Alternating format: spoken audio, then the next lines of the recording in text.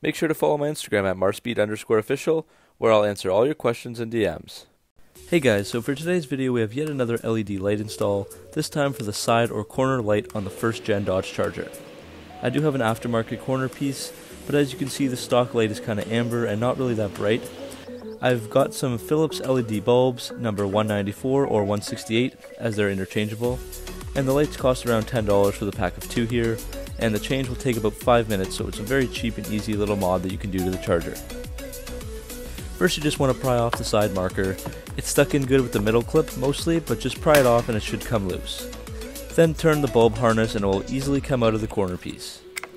Pull out the bulb, comes off very easily as well, but it might be hot if you've had it on for a while. Then stick in your LED light. You want to make sure to test it to see if it's working.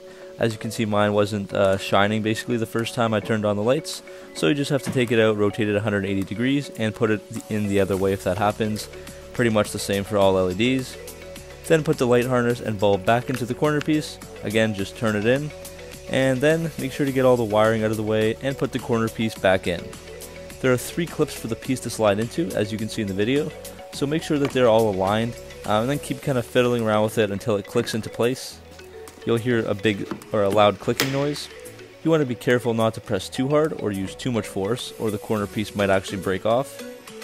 And once that's done, make sure to repeat it for both sides, and you've got some LED front corner lights.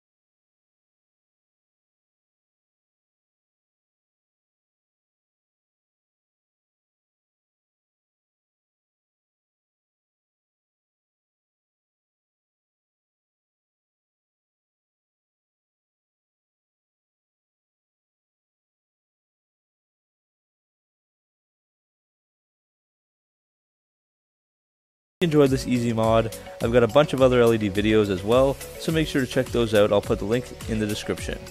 So thanks for watching, make sure to like and subscribe for more Mopar and car content, and I'll see you next video.